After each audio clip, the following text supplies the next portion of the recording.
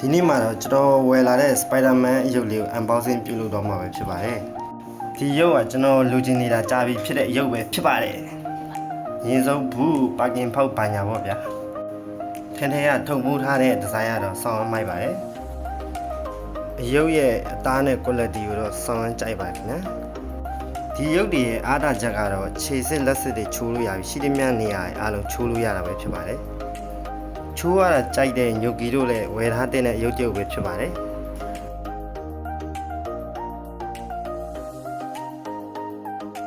သူကအကန်လေး3ကန့်ပါပြီးတော့တကန့်စီခွဲပြီးထားလဲတော်တော်လေးမိုက်ပါတယ်ပထမဆုံး Iron Spidey ရဲ့အသက်ဖြစ်တဲ့ခြေတံလေးတွေကိုလိုက်တက်ပါတယ်ခင်ဗျာ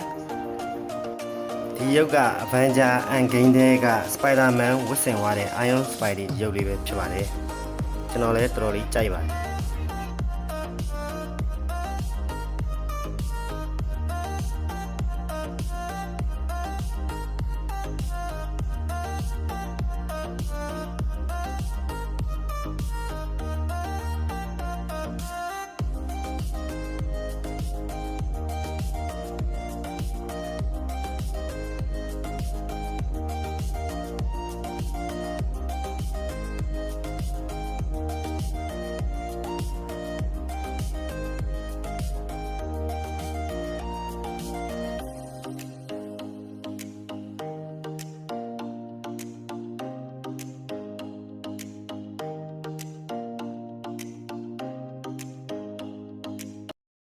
နောက်ဆုံးတော့တော်တော်လေးမိုက်တဲ့ပုံစံလေးနဲ့ရလက်ကောင်းလေးထွက်လာပါတယ်